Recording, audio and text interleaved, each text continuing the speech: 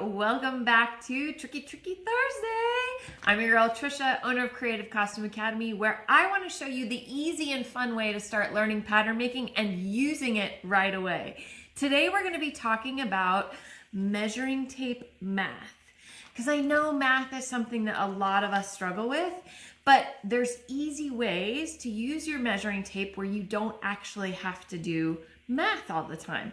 The first thing I want to mention is I love really long measuring tapes, not only for making it really easy to measure something, I'm not running out of measuring tape, but also it allows me to do higher and higher math, right? So I can get bigger numbers and use this tool to its greatest advantage.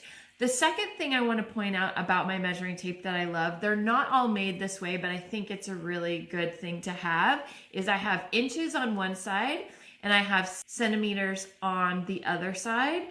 So this comes in really handy whether you use the metric system or the imperial system. A lot of times when I was working for big theatrical productions and we would have clients that would come in from Canada or Europe, and it would be much easier for them to do measurements in centimeters. So I could just go down, oh, your wrist is, that would be a big wrist. If your wrist is 20 centimeters, I can see that 20 on my centimeter side, hold my finger there and then turn it around and see it's really close to 8 inches. So it's a really easy way to do quick conversions using your measuring tape if you have both the centimeters and the inches. I want to show you a couple of more things, but I'm going to go over the table so you can see it a little bit more clearly. So let's go. I have talked about this in other Tricky Thursdays, but if you're measuring a pattern to double check your bust or your waist level, you can use your measuring tape and you're going to see that this is only half of the body. This is my front and this is my back, and you would cut the double, this on a fold and the second of that. So when you're measuring, you can measure from the front.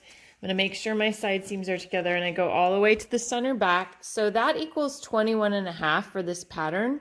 And I would need to double that to make sure that I knew the full circumference of the body. Yes, I could do math, but why do math when you can just fold it in half and go all the way to the end of your tape and flip it over, and it's 43 is double of 21.5.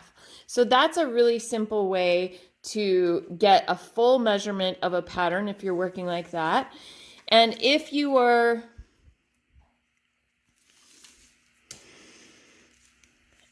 have 43, but what you really need is 38, let's say, you could take 43 and subtract 38, or you can do this really simple counting. Everybody can count, right? If I have 43 and I want to get to 38, 1 inch, 2, 3, 4, 5 inches is the difference between what I have on this pattern and what I need to get to. So if I have 5 inches that I need to figure out, well, when I make adjustments, I need to know how much to add to each side seam so that will get rid or take away from each side seam so that I know I'll end up with 38. So if I want to know half of 5, I can just fold this measuring tape in half, and half of 5 is 2.5. Simple math, just using the measuring tape. If I want to know what a quarter of 5 is, so I folded it in half already, found that it was 2.5. Then if I want half of 2.5, which would be a quarter of 5, I just fold it in half again. And that gives me 1.25. And so I did all of that math. 1.25 is a quarter of 5. So if I want to decrease this bust by 5 inches total, I could take off 1.25 inches of each side seam, and that would total 5 inches. And I did all that math with my measuring tape. Super easy. I hope you found this helpful.